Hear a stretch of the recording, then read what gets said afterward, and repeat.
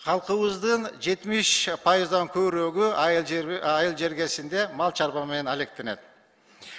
Азыр статистика боюнча биздин мамлекетибизде 2 миллион тегерегинде ири мүйүздүү мал, 700 миңге жакын жылкы, 8 миллиондон ашыгыраак кой бар экен. Мына Кудайга шүгүр, урматтуу коллегалар, элибиз байыды айыл жергесинде, мында 3-4 машиналар бар. Мында жашоо шартын көрсөңүздөр деле мынакей айыл жергесине барсаңыздар, мынакей мында шаардан кем эмес жашап калдык. Мында мен өзүм айылдык баламын. Мен айылда көп жүрөм, айылдыктар менен сүйлөшөм. Ошол мынабы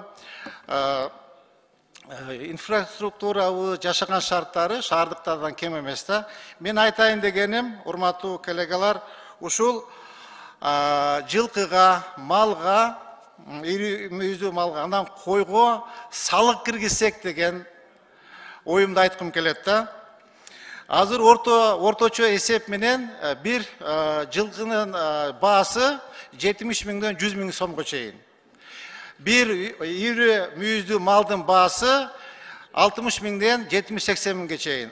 Koydun baası olsa 12 miңден 17-18 miңге чейин. Eğer urmatуу kollegalar uşularda sala kirgizүү bolsa turgan bolsok, koygo bir жылына 100 сомдон,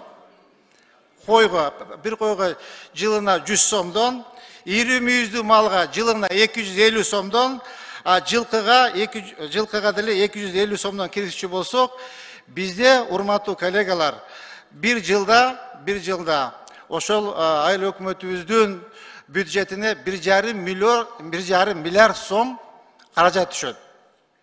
Ошондо биздин айыл өкмөттөгү айыл өкмөтүңүз врачный грант бериңиз, акча бериңиз деп эле кол куушуп отурбастан өздөрүнө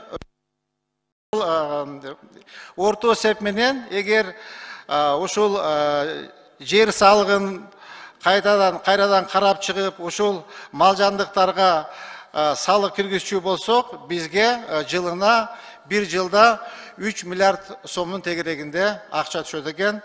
Урматтуу коллегалар, ушул эме жумуштар боюнча биз агрардын комитети менен урматтуу Батыркан